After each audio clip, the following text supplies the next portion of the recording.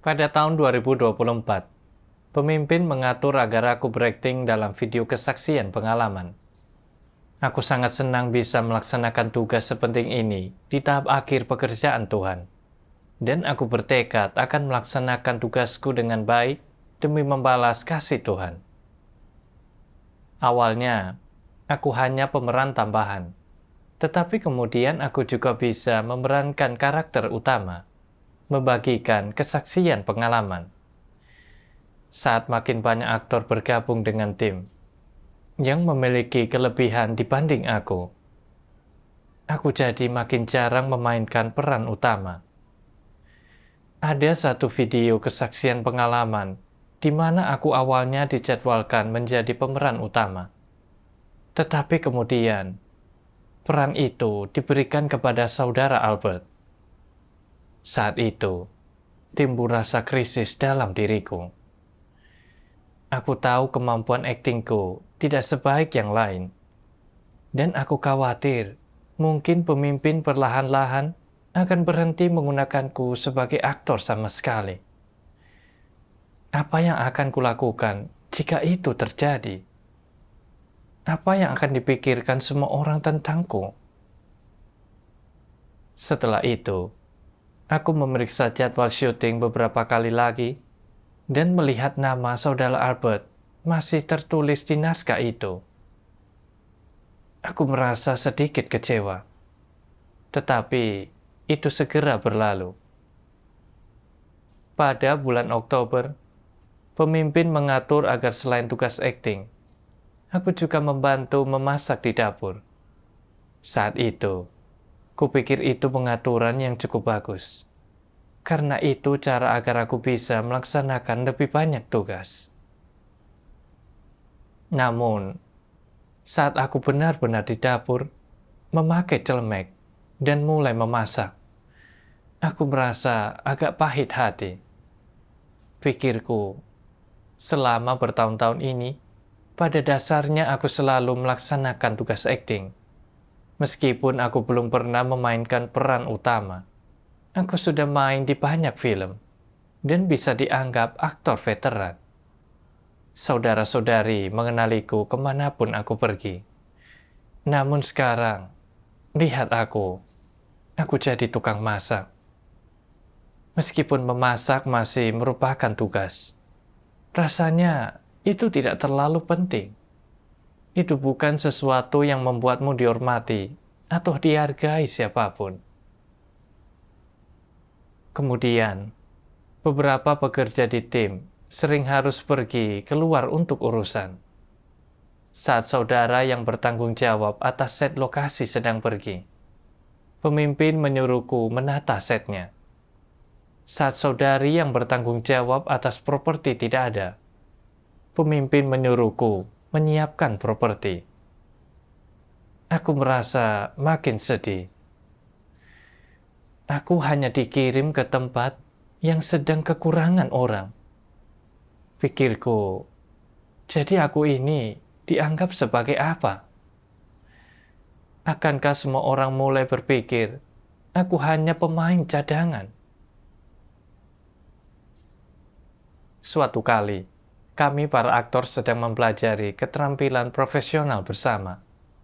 Bergantian berlatih dialog. Aku sangat gugup. Khawatir, aku akan tampil buruk dan mempermalukan diri sendiri. Akhirnya, seperti yang kutakutkan, penyampaianku adalah yang terburuk dari semuanya. Aku mengeluh dalam hati. Keterampilanku memang sudah buruk dari awal. Dan sekarang aku menghabiskan sepanjang hari memasak atau menata set tanpa waktu untuk berlatih. Bukankah kemampuan aktingku akan jadi makin buruk? Tanpa sadar, aku menjadi agak putus asa. Setiap sore, aktor lain akan berlatih menari bersama. Melihat mereka semua menari dengan begitu gembira, sementara aku terjebak di dapur memasak, membuatku merasa makin tertekan. Aku hanya ingin menghindari mereka agar tidak merasa malu. pada bulan November, kami pindah ke lokasi syuting baru, dan pemimpin menyuruhku menyiapkan set lokasi terlebih dahulu. Memberitahuku bahwa mulai saat itu, aku juga akan bertanggung jawab atas pekerjaan urusan umum tim. Melihat semua orang bekerja begitu intensif merekam video kesaksian pengalaman setiap hari, sementara aku selalu terjebak dengan pekerjaan serabutan ini. Pikirku, semua orang pasti berpikir kualitasku buruk, dan aku tidak bisa berhasil sebagai aktor. Bahwa aku tidak layak dibina. Pasti itu sebabnya pemimpin menyuruhku melaksanakan tugas urusan umum ini.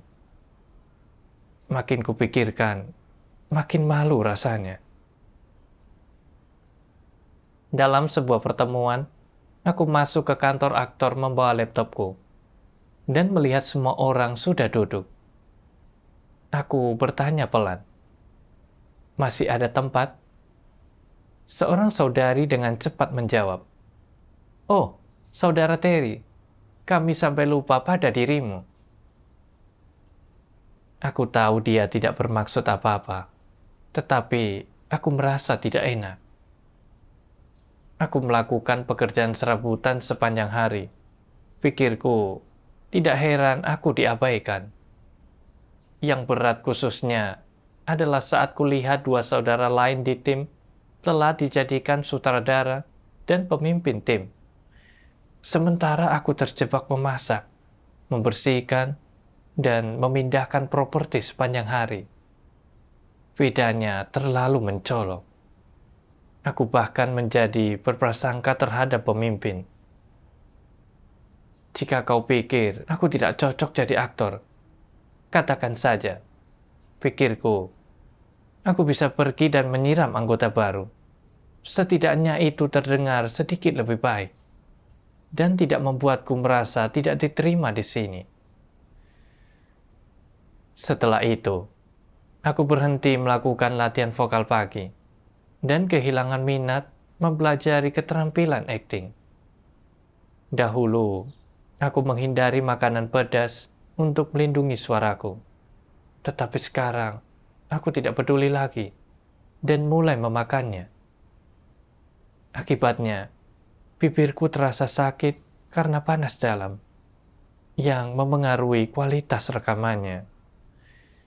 Sebelum syuting, aku tidak berusaha merenungkan emosi karakternya. Aku hanya menghafal dialogku secara mekanis. Akibatnya, beberapa kali suasana hatiku yang buruk menunda kemajuan kami dan memengaruhi hasil syuting. Selama waktu itu, aku linglung sepanjang hari. Terkadang aku merasa tidak ada gunanya melaksanakan tugasku, dan bahkan berpikir, lagi pula, keberadaanku di tim ini bisa digantikan. Daripada melakukan pekerjaan serabutan ini setiap hari, lebih baik aku berhenti melaksanakan tugas penuh waktu, lalu mencari pekerjaan, dan melaksanakan tugas sebagai sampingan. Suatu hari, saat merapikan properti, tiba-tiba aku merasa sangat tidak nyaman di hatiku. Baru saat itulah aku mulai merenungkan keadaanku selama waktu itu. Saat itulah aku menemukan satu bagian firman Tuhan yang berbicara langsung tentang keadaanku. Tuhan yang Maha Kuasa berfirman, "Bukannya mencari kebenaran, kebanyakan orang malah menggunakan tipu muslihat kecil.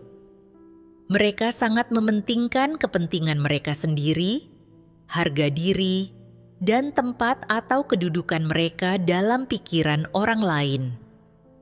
Hanya hal-hal inilah yang mereka hargai. Mereka berpaut pada hal-hal ini sekuat tenaga dan menganggapnya sebagai nyawa mereka sendiri. Mengenai bagaimana Tuhan memandang dan memperlakukan hal-hal ini, mereka tidak memedulikannya. Mereka pertama-tama mempertimbangkan apakah mereka adalah pemimpin dalam kelompok itu, Apakah mereka bisa mengamankan posisi di mana mereka sangat dihormati oleh orang lain? Dan apakah ada orang yang mendengarkan apa yang mereka katakan? Mereka pertama-tama berusaha menduduki posisi itu. Hampir semua orang, ketika mereka berada dalam sebuah kelompok, mencari posisi semacam ini, mencari kesempatan semacam ini. Jika mereka sangat cakap, tentu saja mereka berusaha menduduki posisi teratas. Jika mereka hanya rata-rata, mereka tetap berusaha memegang posisi yang menonjol dalam kelompok. Jika mereka adalah bagian dari kalangan bawah dalam kelompok yang memiliki kualitas dan kemampuan rata-rata, mereka juga berusaha membuat orang lain menghormati mereka. Mereka tidak bisa membiarkan orang lain memandang rendah mereka. Harga diri dan martabat orang-orang ini adalah pertahanan terakhir mereka. Mereka berpikir mereka harus berpegang pada hal-hal ini. Sekalipun mereka kehilangan integritas mereka, atau Tuhan tidak berkenan kepada mereka dan tidak mengakui mereka, mereka tetap harus berjuang demi harga diri dan status mereka. Mereka harus menghindari penghinaan dengan segala cara. Ini adalah watak iblis. Namun, mereka tidak menyadari hal ini. Mereka berpikir mereka tidak boleh kehilangan sedikit harga diri yang tersisa. Mereka tidak tahu bahwa hanya ketika hal-hal yang dangkal ini sepenuhnya dilepaskan dan ditinggalkan, barulah mereka akan menjadi manusia sejati, dan bahwa jika mereka menjaga hal-hal yang seharusnya dibuang ini seperti hidup mereka sendiri, nyawa mereka akan hilang. Mereka sama sekali tidak tahu apa yang dipertaruhkan. Karena itu, dalam apapun yang mereka lakukan, mereka selalu menahan sesuatu. Mereka selalu bertindak demi melindungi harga diri dan status mereka sendiri, dan mereka memprioritaskan hal-hal ini. Mereka berbicara dan membuat argumen yang keliru hanya demi diri mereka sendiri. Mereka akan melakukan apapun untuk diri mereka sendiri. Firman Tuhan mengatakan bahwa terlepas dari kualitas atau bakat kita semua ingin mendapatkan posisi tertentu di antara orang-orang dan dihargai oleh mereka. Mereka yang memiliki kemampuan hebat ingin menempati posisi paling atas. Sementara mereka yang bahkan tidak memiliki bakat khusus dan kualitasnya rata-rata pun ingin dihargai dan dipandang tinggi. Ini semua didorong oleh watak iblis. Saat pemimpin mengatur agar aku menjadi aktor, aku merasa sangat puas bisa melaksanakan tugas sepenting itu. Aku pun sangat proaktif dan terbeban. Namun, saat pemimpin mengatur agar aku memasak, atau sementara waktu menata set, atau memindahkan properti sesuai kebutuhan pekerjaan, aku merasa ini hanyalah pekerjaan serabutan. Dan bahwa aku sekarang adalah anggota tim yang tidak penting dibandingkan dengan aktor lainnya. Jadi, aku hidup dalam perasaan putus asa dan mulai melaksanakan tugasku secara asal-asalan, sekadar formalitas. Aku tidak berusaha terlebih dahulu merenungkan emosi karakternya, tetapi hanya menghafal dialognya. Aku tidak punya hati untuk memikirkan cara mencapai hasil syuting yang lebih baik. Aku sama sekali tidak tunduk pada apa yang telah Tuhan lakukan. Aku tidak rela menjadi orang yang paling tidak penting di tim dan selalu mengejar untuk dihargai dan dinilai tinggi. Aku benar-benar tidak memiliki nalar. Aku tahu kemampuan aktingku buruk, sehingga aku seharusnya lebih banyak berlatih. Tetapi aku bukan hanya tidak berlatih, melainkan berhenti berusaha. Aku bahkan mempertimbangkan untuk berhenti melaksanakan tugas sepenuh waktu. Keinginanku akan reputasi dan status benar-benar sangat besar. Kemudian, aku membaca lebih banyak firman Tuhan dan mendapatkan pemahaman tentang esensi naturku sendiri. Tuhan Yang Maha Kuasa berfirman, bagi antikristus, status dan reputasi adalah hidup mereka. Bagaimanapun cara mereka hidup, di lingkungan manapun mereka tinggal, pekerjaan apapun yang mereka lakukan, apapun yang mereka kejar, apapun tujuan mereka, apapun arah hidup mereka, semuanya berpusat pada memiliki reputasi yang baik dan status yang tinggi. Dan tujuan ini tidak berubah. Mereka tak pernah mampu melepaskan hal-hal semacam ini. Inilah wajah para antikristus yang sebenarnya dan esensi mereka.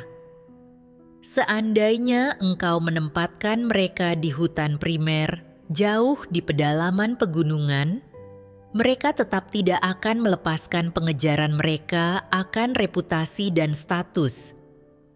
Engkau dapat menempatkan mereka di antara kelompok orang manapun, dan satu-satunya yang mereka pikirkan tetaplah reputasi dan status. Meskipun para antikristus percaya kepada Tuhan, mereka menyetarakan pengejaran akan reputasi dan status dengan iman kepada Tuhan, dan menempatkan kedua hal ini pada kedudukan yang sama. Itu berarti, pada saat mereka menempuh jalan iman kepada Tuhan, mereka juga mengejar reputasi dan status mereka sendiri.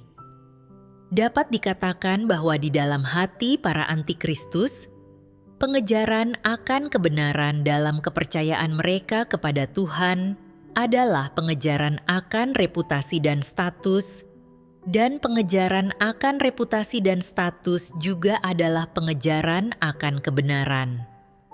Memperoleh reputasi dan status berarti memperoleh kebenaran dan hidup. Jika mereka merasa bahwa mereka belum memperoleh ketenaran, keuntungan, atau status, bahwa tak seorang pun mengagumi dan menghormati mereka atau mengikuti mereka, mereka akan merasa sangat kecewa. Mereka menganggap tidak ada gunanya percaya kepada Tuhan, itu tidak bernilai, dan di dalam hatinya mereka bertanya-tanya, apakah aku telah gagal karena percaya kepada Tuhan dengan cara seperti ini?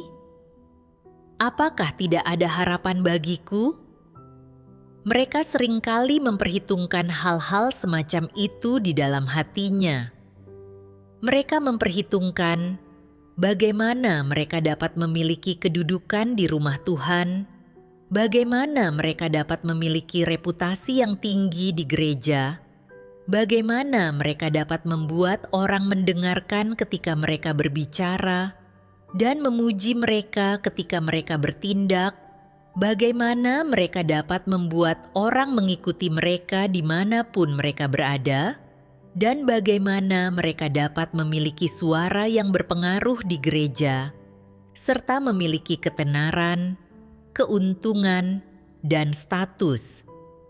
Mereka sangat berfokus pada hal-hal semacam itu di dalam hati mereka. Semua ini adalah hal-hal yang dikejar oleh orang-orang semacam itu. Tuhan meningkapkan bahwa antikristus menghargai reputasi dan status seperti nyawa mereka sendiri. Di kelompok manapun mereka berada, mereka selalu ingin mendapatkan posisi dan dihargai. Begitu reputasi dan status mereka hilang, mereka seolah-olah kehilangan nyawanya. Mereka bahkan mungkin merasa tidak ada gunanya percaya kepada Tuhan dan bisa mengkhianati serta meninggalkan Tuhan kapan saja. Bukankah aku ini orang yang persis seperti itu? Dahulu, saat aku selalu melaksanakan tugas akting, Semua orang memandang tinggi diriku, dan aku merasa lebih unggul saat berada di sekitar orang lain. Saat pemimpin mengatur agar aku tampil dalam video kesaksian pengalaman, aku sangat senang, merasa sangat dihargai, dan aku penuh semangat dalam tugasku. Namun, saat aku ditugaskan memasak atau menata set, aku merasa tidak lagi dihargai. Aku merana sepanjang hari dan merasa tidak ada gunanya melakukan apapun. Tuhan berfirman, "Seandainya engkau menempatkan mereka di hutan primer jauh di pedalaman pegunungan, mereka tetap tidak akan melepaskan pengejaran mereka akan reputasi dan status. Engkau dapat menempatkan mereka di antara kelompok orang manapun, dan satu-satunya yang mereka pikirkan tetaplah reputasi dan status." Firman ini begitu nyata. Sikapku yang menghargai reputasi dan status bukanlah hal yang sementara. Itu sudah mendarah daging. Di kelompok manapun aku berada, atau apapun yang kulakukan, pertimbangan pertamaku selalu reputasi dan statusku. Bahkan jika aku tidak bisa menjadi yang terbaik, setidaknya aku harus merasa bahwa aku penting. Jika tidak, aku merasakan kepedihan yang luar biasa, seolah-olah tidak ada gunanya hidup. Aku mulai bertanya-tanya, mengapa aku begitu peduli dengan reputasi dan status? Itu karena aku telah sangat dikondisikan dan dipengaruhi oleh racun iblis seperti manusia bergelut ke atas, air mengalir ke bawah, dan hidup sebagai pahlawan di antara manusia, dan mati sebagai roh yang gagah berani di antara hantu. Aku percaya bahwa di kelompok manapun aku berada, aku harus dihargai dan dipandang tinggi. Itulah satu-satunya cara agar tidak menyia-nyiakan hidupku. Aku ingat sejak kecil, aku sangat kompetitif dan sangat menjaga citra. Tidak pernah ingin dipandang rendah ketika melakukan apapun. Saat aku masih kecil, keluargaku miskin. Jadi aku belajar dengan giat. Aku menjadi ketua kelas selama 10 tahun, dari SD hingga SMA. Dinding di rumah penuh dengan berbagai piagam penghargaanku. Guru, kerabat, dan teman-temanku semua memujiku. Dan teman-teman sekelasku memandang tinggi diriku. Aku hidup dalam sanjungan itu dan sangat bangga. Selalu berjalan dengan kepala tegak. Namun, tepat sebelum ujian masuk perguruan tinggi, aku terpaksa putus sekolah karena sakit. Saat itu, aku tidak bisa menerima kenyataan kejam ini. Sejak saat itu, aku tidak lagi bersemangat dan menjadi sangat putus asa. Setelah mulai percaya kepada Tuhan, aku masih mengejar untuk dihargai oleh orang lain.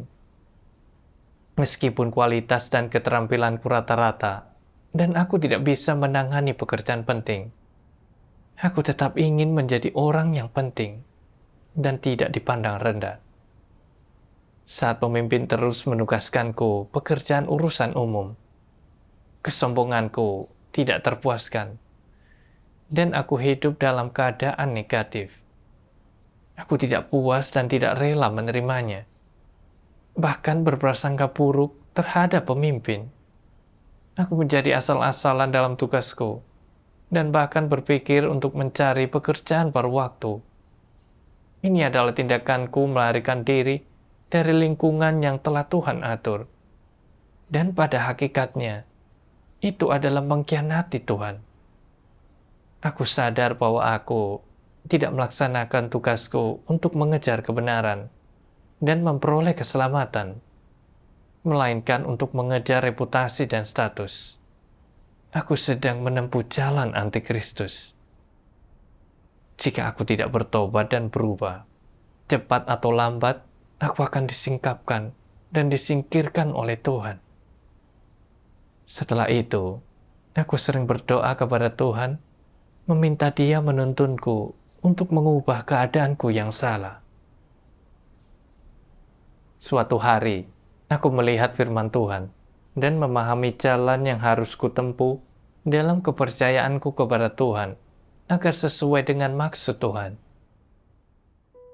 Tuhan Yang Maha Kuasa berfirman, beberapa orang hanya puas dengan melaksanakan tugas-tugas yang mulia dan mengesankan, membuat orang lain menghormati dan merasa iri terhadap mereka. Apakah hal-hal ini ada gunanya? Hal-hal ini tidak sama dengan perkenan Tuhan, juga bukan upah darinya. Jadi, tugas apapun yang kau laksanakan, itu hanya sementara, itu tidak kekal. Apakah seseorang pada akhirnya dapat memperoleh keselamatan? Itu tidak bergantung pada tugas apa yang dia laksanakan, melainkan pada apakah dia mampu memahami dan memperoleh kebenaran, dan pada akhirnya mencapai ketundukan mutlak kepada Tuhan, dan tunduk sepenuhnya pada pengaturannya, tidak lagi memikirkan masa depan dan takdirnya, serta menjadi makhluk ciptaan yang memenuhi standar. Tuhan itu benar dan kudus. Dia menggunakan standar ini untuk mengukur seluruh umat manusia, dan standar ini tidak akan pernah berubah. Engkau harus mengingat hal ini. Tanamkan standar ini dengan teguh dalam pikiranmu, dan jangan pernah berpikir untuk meninggalkan jalan mengejar kebenaran demi mengejar hal-hal yang tidak nyata itu. Standar yang dituntut Tuhan bagi semua orang yang akan diselamatkan selamanya tidak berubah. Standar itu tetap sama siapapun dirimu. Engkau dapat memperoleh keselamatan hanya dengan percaya kepada Tuhan, sesuai dengan standar yang Tuhan tuntut. Jika engkau mencari jalan lain dan mengejar hal-hal yang samar, dan membayangkan bahwa engkau akan berhasil karena keberuntungan, engkau adalah orang yang menentang dan mengkhianati Tuhan, dan engkau pasti akan dikutuk dan dihukum oleh Tuhan. Tuhan tidak melihat apa yang kau katakan atau janjikan di hadapannya. Dia melihat apakah apa yang kau lakukan memiliki kenyataan kebenaran. Tuhan tidak melihat seberapa muluk, mendalam, atau hebatnya perkataanmu. Sekalipun engkau melakukan sesuatu yang kecil, jika Tuhan melihat ketulusanmu dalam setiap tindakanmu, Dia akan berfirman, "Orang ini dengan tulus percaya kepadaku." Dia tidak pernah membuat klaim yang muluk-muluk. Dia tetap berada di tempatnya yang semestinya. Meskipun dia belum memberikan kontribusi besar bagi rumah Tuhan dan memiliki kualitas yang buruk dalam segala hal yang dia lakukan, dia sangat rendah hati dan memiliki ketulusan. Apa yang terkandung dalam ketulusan ini? Itu mengandung rasa takut dan ketundukan kepada Tuhan, serta iman dan kasih yang sejati. Di dalamnya terdapat semua yang ingin Tuhan lihat. Orang semacam ini belum tentu orang yang dihormati oleh orang lain. Mereka bisa saja adalah orang yang melaksanakan tugas sebagai tuan rumah atau yang melaksanakan tugas biasa. Mereka mungkin tidak istimewa bagi orang lain, belum mencapai prestasi besar apapun, dan tidak memiliki apapun yang membuat orang lain menghormati, mengagumi, atau iri terhadap mereka. Mereka bisa saja hanyalah orang biasa.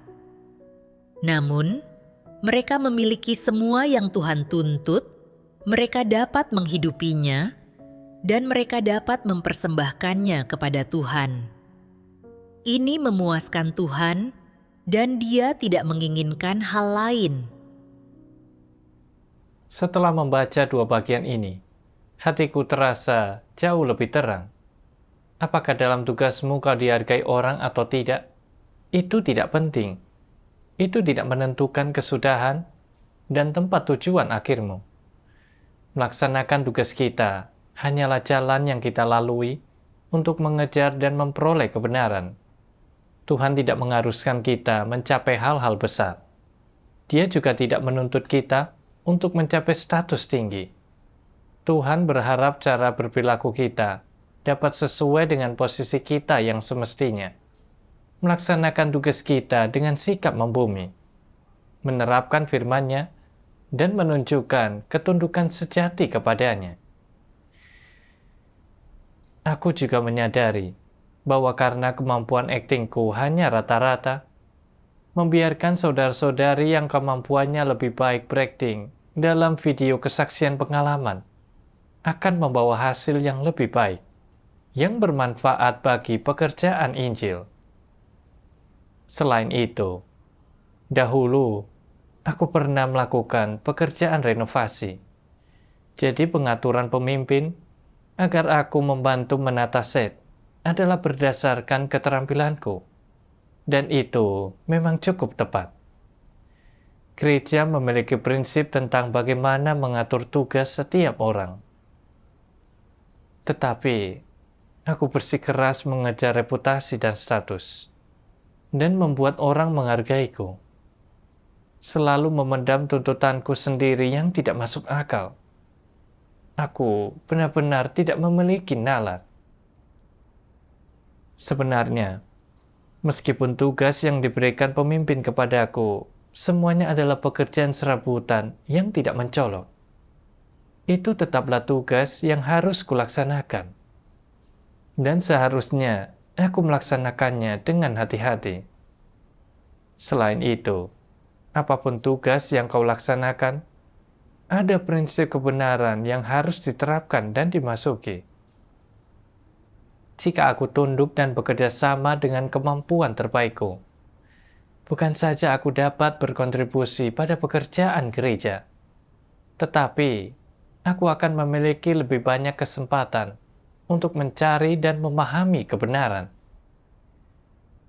Misalnya, dalam menata set, kau harus memikirkan cara menghemat bahan dan bekerja sama secara harmonis dengan bagian kamera dan pencahayaan untuk membuat visual adegan yang lebih menarik. Tugas urusan umum melibatkan pengelolaan yang tepat dan penggunaan yang wajar dari segala jenis perlengkapan. Saat memasak, kau harus mempertimbangkan cara membuat makanan bergizi, higienis, dan sehat. Setiap tugas melibatkan prinsip dalam banyak aspek berbeda, dan tidak mudah untuk memenuhinya sesuai standar. Sebelum ini, aku menempuh jalan yang salah dengan mengejar reputasi dan status. Tidak hanya merugikan jalan masuk kehidupanku, tetapi itu juga berdampak negatif pada tugasku. Sekarang, aku harus menghargai kesempatan untuk melaksanakan tugasku.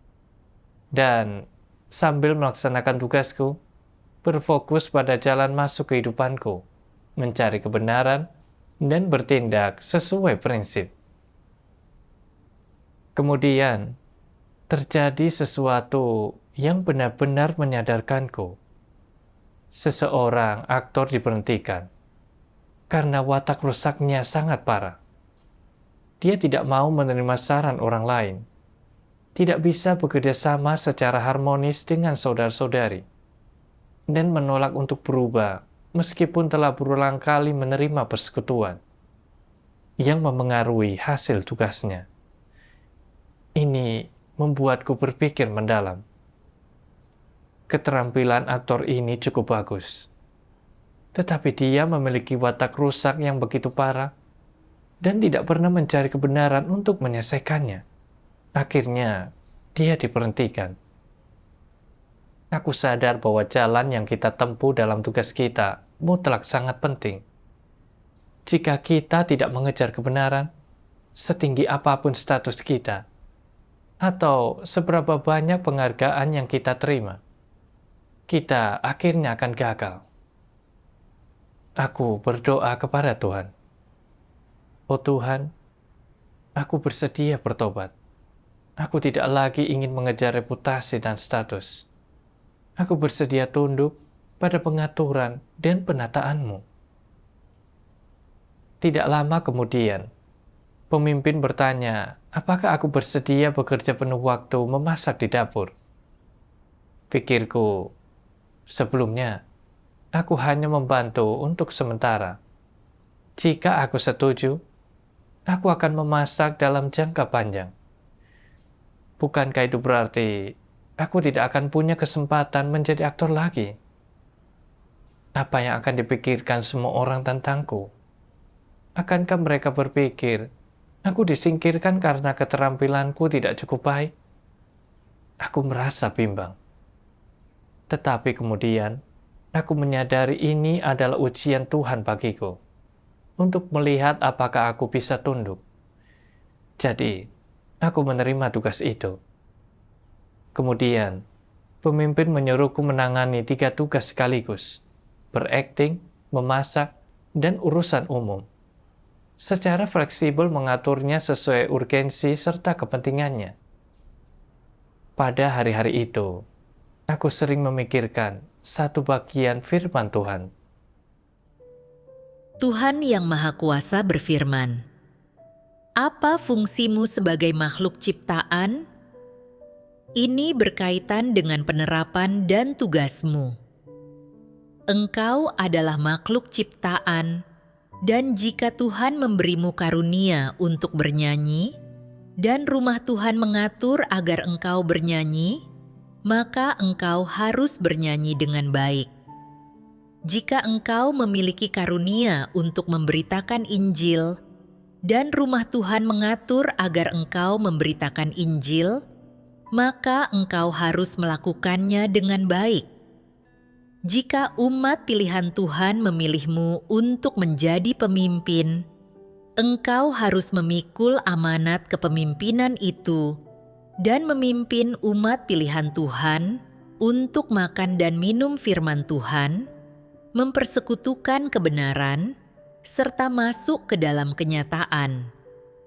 Dengan melakukannya, engkau telah melaksanakan tugasmu dengan baik. Amanat yang Tuhan berikan kepada manusia sangatlah penting dan bermakna. Jadi, bagaimana seharusnya engkau mengemban amanat ini dan menjalankan fungsimu? Dapat dikatakan bahwa ini adalah salah satu masalah terbesar yang kau hadapi, suatu momen penting yang menentukan apakah engkau akan mampu memperoleh kebenaran dan disempurnakan oleh Tuhan atau tidak. Engkau harus membuat pilihan. Dari firman Tuhan, aku mengerti bahwa apapun tugas yang kita laksanakan di rumah Tuhan, perbedaannya hanyalah dalam fungsi dan gelar. Terlepas dari tugasnya, identitas dan esensi kita sebagai makhluk ciptaan tidak berubah. Saat aku dibutuhkan untuk menyiram anggota baru, aku akan menjadi penyiram. Saat aku dibutuhkan untuk berakting, aku akan menjadi aktor. Saat aku dibutuhkan untuk menata set, aku akan menjadi penata set. Saat aku dibutuhkan untuk memasak, aku akan menjadi pekerja pendukung. Bagaimanapun tugasku berubah, aku tetaplah hanya makhluk ciptaan. Apa yang harus kulakukan adalah menerima dan tunduk, serta melaksanakan tugasku dengan baik dan dengan segenap hati dan kekuatanku. Selain itu, saat aku menangani pekerjaan serabutan ini, saudara-saudariku akan memiliki lebih banyak energi dan waktu untuk tugas mereka sendiri. Bukankah itu berarti aku juga melakukan bagianku? Jadi aku berdoa kepada Tuhan. Oh Tuhan, aku bersedia melepaskan reputasi dan statusku dan berhenti mencari penghargaan orang lain. Apapun tugas yang kulaksanakan, Aku bersedia tunduk. Sejak saat itu, saat melaksanakan tugasku, aku tidak lagi peduli apa yang orang lain pikirkan tentangku. Sebaliknya, aku memusatkan hatiku untuk mengalami lingkungan yang Tuhan atur bagiku setiap hari, dan berfokus memetik pelajaran, merenungkan watak rusak apa yang kusingkapkan dalam tugasku. Terkadang, saat kudapati, aku tanpa sadar berbohong. Aku akan melatih diriku menjadi orang jujur sesuai tuntutan Tuhan. Terkadang, saat aku menyadari bahwa aku selalu ingin orang lain mendengarkanku dan tidak bisa menerima saran mereka, aku akan merenungkan dan mengenali watak congkakku sendiri. Tugas urusan umum melibatkan banyak tugas remeh-temeh. Jadi aku memikirkan cara mengatur waktuku secara wajar agar aku bisa menangani semuanya. Setelah melatih diriku memasak untuk sementara waktu, aku menyadari aku telah menguasai beberapa keterampilan kuliner dasar. Saat aku melihat bagaimana beberapa peralatan dapur tidak berfungsi dengan baik, aku membuat beberapa modifikasi kecil untuk memperbaikinya. Dan semua orang berkata, peralatan itu jadi berfungsi dengan lebih baik. Kemudian, saat ada naskah yang cocok untukku, sutradara juga akan menyuruhku memainkan karakter utama, memberiku kesempatan untuk berlatih. Aku sangat bersyukur kepada Tuhan di dalam hatiku. Saat aku mengubah pola pikirku dan menyikapi setiap masalah dengan sikap baru ini, aku tidak lagi mempertimbangkan pendapat orang lain tentangku. Sebaliknya, dari lubuk hatiku, aku menerima setiap tugas sebagai sebuah tanggung jawab. Dengan menerapkan cara ini, aku merasa hatiku makin dekat dengan Tuhan. Aku merasakan adanya kemajuan dalam jalan masuk kehidupanku maupun keterampilan profesionalku.